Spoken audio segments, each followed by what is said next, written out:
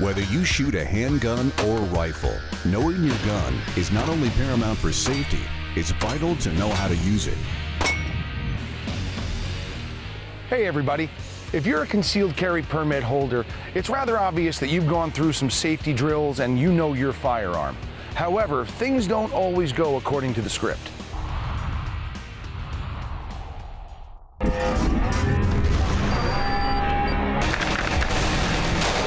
You are going into the unknown. What's on the other side may know you're coming.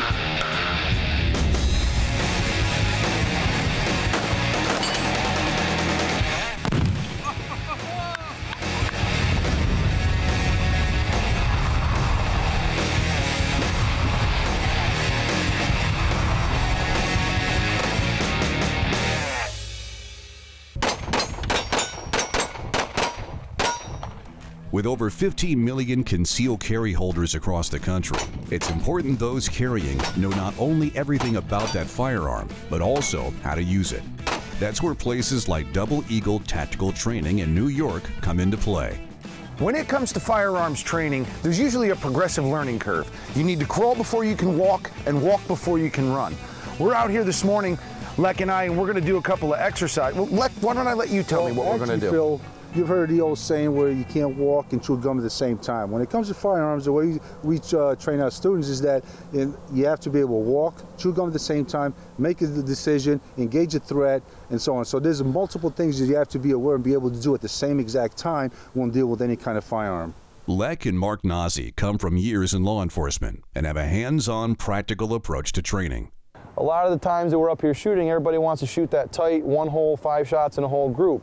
We go for more of combat accuracy. As long as you can land shots in critical areas, you know, chest, lungs, head, pelvic girdle, what have you, we're really happy with that. And a lot of the times that we push for is getting that first shot off accurately and quickly. Because normally in a gunfight, he who shoots first and shoots the most tends to come out on top. Okay, I can sit here and teach you how to shoot at a target standing still all day long with no problem. The reality is when you get involved in a situation, you're going to have to be able to move and shoot at the same time. It all starts with the stance. Empty gun.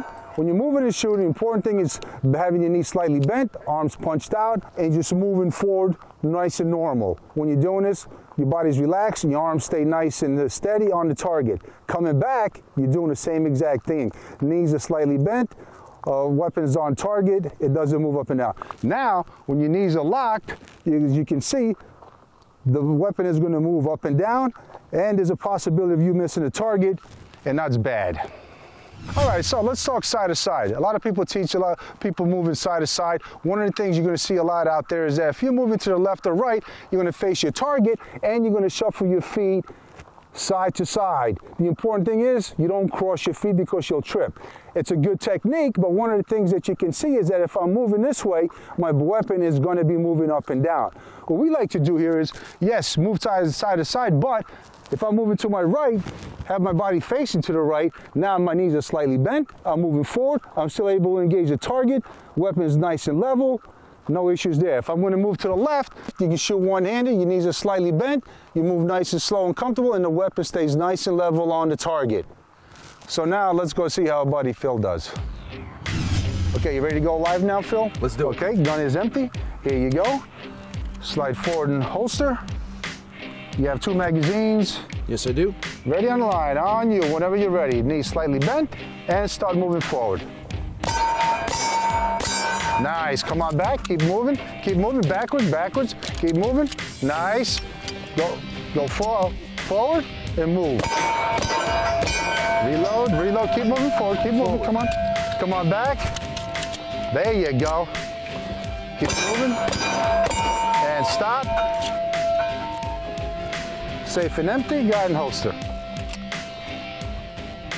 Good job, how'd that feel?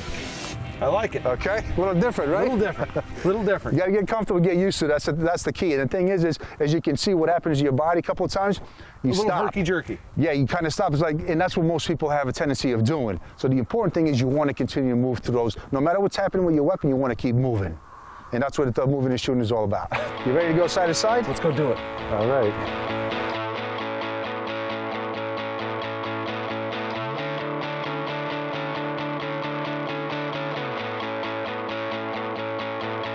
Don't forget to keep moving while you're reloading, okay? Okay. And on your pace. Ready? And let's go. Slow down a little bit. Nice. Reload, keep moving, keep moving, keep moving. Nice. Keep moving. Nice. Stop. Magazine out. Magazine out, weapon is clear. Safe and empty. Forward and holster. You know, like it's different than what I'm used to doing, you know what I mean? Like you're telling me there's one fluid motion, but like you said earlier, there's a lot going on. Well, like I said before, you can't chew and walk at the same time. The firearms you're going to have to, right? Modern Shooter is brought to you by Aguila Ammunition. Feed your firearm. By H&H Precision Rifles, engineering precision rifles and components for the world's most demanding shooters. Sig Sauer Electro-Optics, see the difference. By Killer Innovations, redefining the future of precision. By Securit, intelligent firearm storage.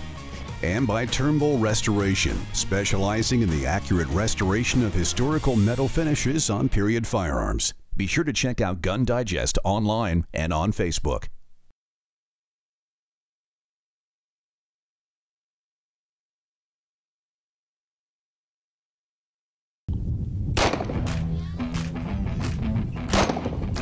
With over 15 million concealed carry holders across the country, it's important those carrying know not only everything about that firearm, but also how to use it.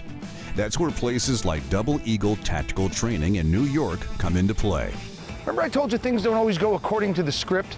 Sometimes you come out to the range and find a man sitting in a folding chair. Lek, what are we doing now? Well, Phil, as you can see, we did a bunch of different shooting positions. This is one of the shooting positions that we do here in Double Eagle Tactical, because you know what?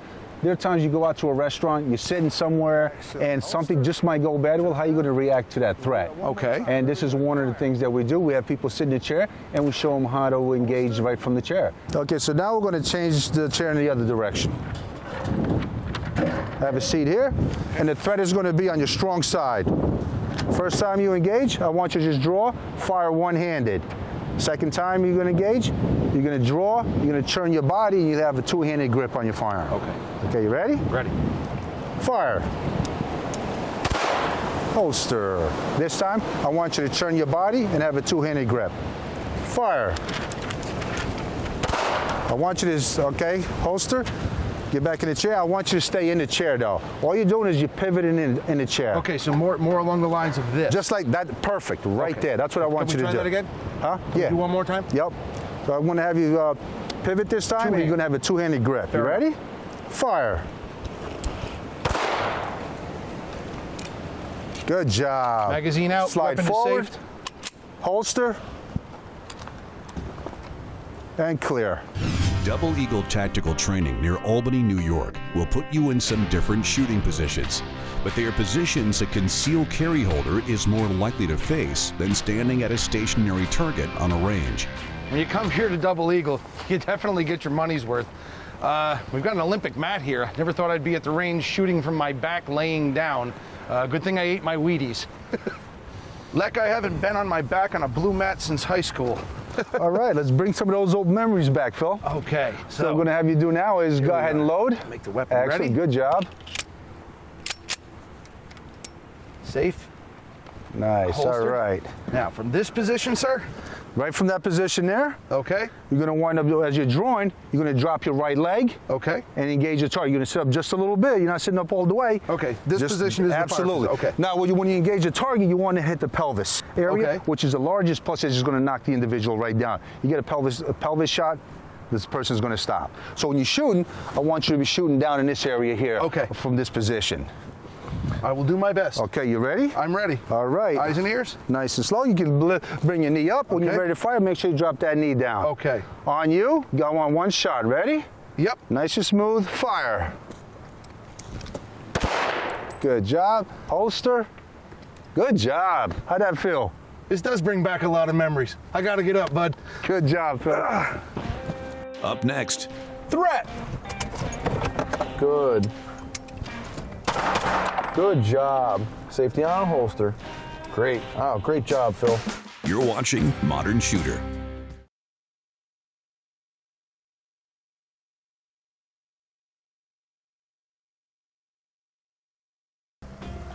Hey guys, welcome back to Modern Shooter. We just stepped out from the range to get a bite to eat, and Mark asked me to bring the old Jeep up here because we're gonna do something a little crazy. All this training we've done thus far, you know, shooting from sitting positions and you know, laying down and behind barricades, we're actually gonna run a drill that they do for law enforcement where you learn how to shoot from a vehicle. You know, imagine you were in some sort of terrible situation where you're being carjacked or you know, there was a riot or something like that, and your only avenue of escape was to take deadly force. What we're actually going to do is learn how to shoot safely from the driver's seat of your vehicle. Stand by, this is going to be cool. All right, Phil, so here we are in a vehicle. This is a common occurrence, a situation you may find yourself in. When it comes to drawing and engaging from a vehicle, very similar to the chairs we worked with, but there's a couple extra steps. Okay. Now we have to deal with a gear shift, a seat belt, and a steering wheel. Okay. So, when you see that threat and I give you the command to fire, what I want you to do is release the seatbelt with your support hand, fling it out of your way. Okay. Don't be afraid to fling that thing. You need it out of your area of operation as soon as you can get it there. As you're flicking the seatbelt, your other hand is placing that vehicle into park. Once it's in park, you start to draw. Now you're drawing, the defeating of the safety remains the same. The only thing you now have to deal with is clearing that steering wheel. Correct. Two schools of thought with that. You can either suck in if you have the space to do it and spin, or you can go right over the top of it. Okay. But then after you've got that weapon out and you've cleared the steering wheel, think you're still sitting in that chair. It's a turn and a lean into the console and engage. Okay. So you want to run that dry real quick? Yeah. So just so I understand, we're gonna draw, keep the gun forward, muzzle level over the steering wheel. Absolutely. Spin. Lean back, fire. Just like you were in a chair. Okay. All right? Okay. So let's run that dry one time from right here, then we'll back up and throw it to some live ammo to it. Let me just verify the firearm is clear. Let me take a look in that chamber. Clear. We're clear. Magazine is out. All right. We're going to get a cup of coffee. Nothing's going on. All of a sudden, threat! In park. Good. Seatbelt, draw, steering wheel. Safety, clear. Fire. Just like that. All it is reverse order. You got to clear the steering wheel, watch your legs don't get lasered, and go right back to the holster. Go ahead. Okay, so pull it back in. Yep, clear the wheel. Clear. Now we're clear, right in the holster? Perfect, just like that. What do you say we load up and send some rounds down? Let's do it. All right, brother.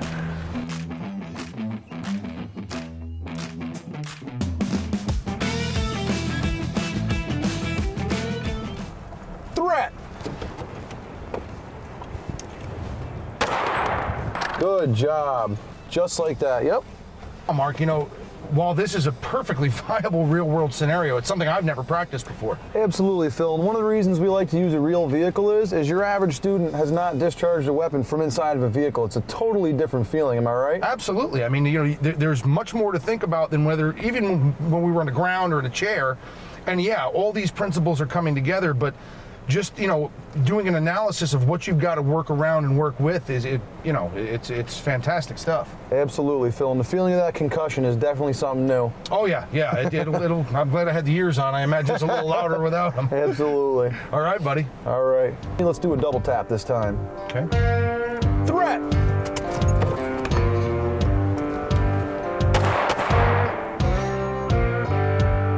Great job, Phil. Wow, Mark, you know, if anybody told me I'd have a chance to learn how to shoot out of my own vehicle, you know, it's you guys really throw a hell of a party.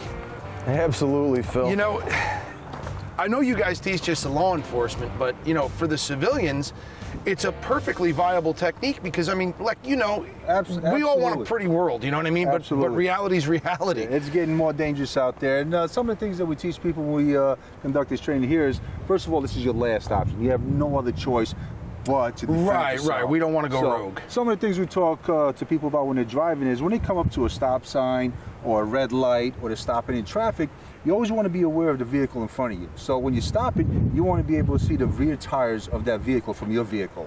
So what that does is, if something happens, it gives you a way out. So you can just turn the wheel, you can pull out without striking that vehicle. All right, guys. I'm almost afraid to ask what's next. Well, Phil, we're going to take this a little more real world for you. See how you do under some serious stress. Oh, dear. Yeah, we're going force on force, baby. Oh, boy. You're watching Modern Shooter.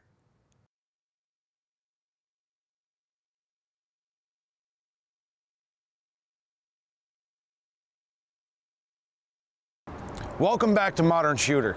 It's just gotten real.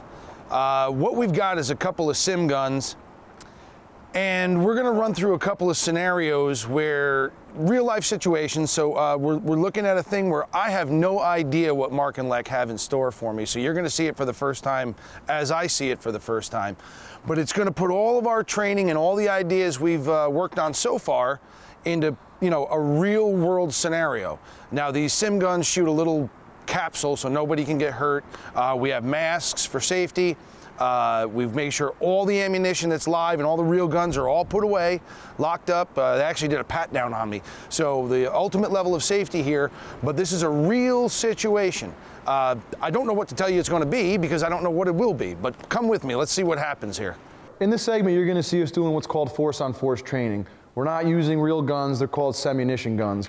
What a Simunition gun is, they fire these right here. The lead is removed, it's a 9mm round. This is a soap-filled plastic paint tip. So when you squeeze the trigger, everything about it's real. The weight, the recoil, the blowback, the brass tumbling to the floor. The only thing is, we're not taking lead to the chest, we're taking these little plastic guys that still hurt pretty good.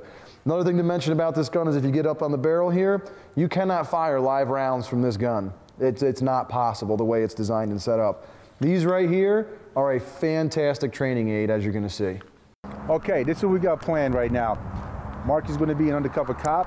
I'm going to be the bad guy. We're going to be around the corner. He just chased me down. He's got me at gunpoint.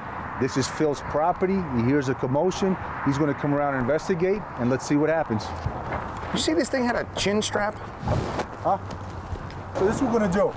This is your property right here. You own it. You just saw Mark and I running around the corner over here, around by this trailer here. Okay. You're going to be coming from out here. You want to investigate what's going on. Okay? So once you hear a commotion on the other side, you come over, investigate, and we're going to go from there. Fair enough. Okay? So you stand over here. I'm going to be over here. When you hear commotion, this is your property. You got to investigate. Okay. All right? I have no idea what's going to happen. Don't shoot! Don't shoot! Get on the ground, get on the ground. Don't shoot me! Get on the ground, get on the ground. All right. Get on the ground, get on the ground. Show me your hands. Ground. Identify yourself. Identify yourself. Get on the ground. Identify yourself. Get on the ground. Weapon down. I said get on the ground now. Get on the Weapon down. ground. Get on the ground. What is he doing? Shoot him! What are you doing, huh? He's trying to kill me, man. Identify yourself immediately. Macabre, who are you doing? Who are you? Identify yourself immediately. Who are you? Ah. Okay, holster. Take your mask off. Okay, Phil. What's going through your mind right now? I did my best to assess the situation. Okay. I was not at risk until he came at me with the gun. Okay. And please correct me if I'm wrong. No, go ahead. When he came at me with the gun, the minute the muzzle flashed at me, I neutralized the threat. The muzzle flash? When the muzzle came toward me, Okay, correct. not the muzzle flash, the fire in the gun. When you came around the corner, what did you see? What did you hear? Remember? I heard a commotion. What kind of commotion? What was going on? Two guys yelling. What kind? I couldn't hear the mask. I couldn't really hear him. He's telling you to stand still. He's going to shoot me. He's going to shoot me. He's going to shoot me. He's going to shoot me. I don't know who was who. I've never seen either one of you. Correct. And without sounding callous, he wasn't trying to kill me. Right, absolutely. At first, when you came around the corner, you took cover, which was awesome. Okay. Absolutely. Then what happened after that? I saw him with the gun, and because the first thing I saw was you. Yes. You were reacting to something else happening, Correct. so I tried to clear cover to assess the situation. People want to engage in communication, try to find out what's going on, and they forget about the whole cover. The cover thing. You want to stay behind cover. You came out in the open. Did you ever hear him say, "Hey, I'm a cop"? No. Said it. It's real windy out here. But I put the mask. That's why, though. To be honest, I couldn't hear you around the corner. But that's real life. Right. Yep. The thing is in reality, this is what winds up happening. He's an undercover. The scenario is like this. I'm a bad guy. He's an undercover cop. He chased me down. He's got me at gunpoint. Right. You show up because it's your property. You're investigating what's going on. You see a guy with a gun pointing at another guy. Right. And what bad guys are always going to do, they're going to play the good guy. Just like I did. Gotcha. They want to get you guys going. Now, I asked, don't know if you heard me, I asked you to identify yourself right before you shot him. Yeah. No, even while he was over there. It's on the audio. But as the property owner, what I felt, and please correct me if I have done something wrong, the minute he turned that gun and came at me, that's when it became a threat to me. If you didn't hear him identify him as a cop, That's one thing because of the mask, so that's a disadvantage. Sure, sure. So what happens in a situation like this, without the mask, sometimes the person like you that was getting involved in the situation, you're not going to hear everything. We do that on purpose. We try to make a lot of noise. I'm yelling, he's yelling, you're yelling. All three of us are talking. There's no way to focus.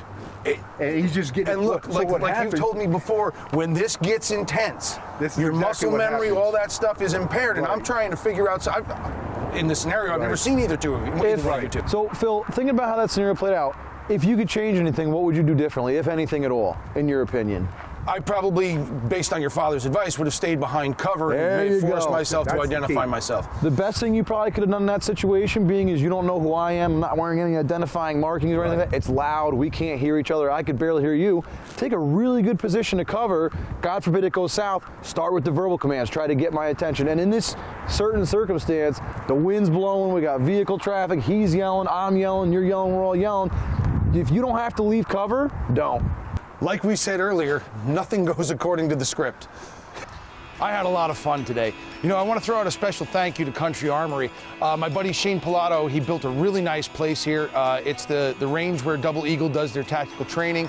But in the store, he's got a full supply gun shop, ammunition, some really great cigars, a little bit of whiskey we have after closing hours here and again. It's a great hometown feel, and you know, I'm proud of Greene County, New York. It's my home, and there's a lot of good people here.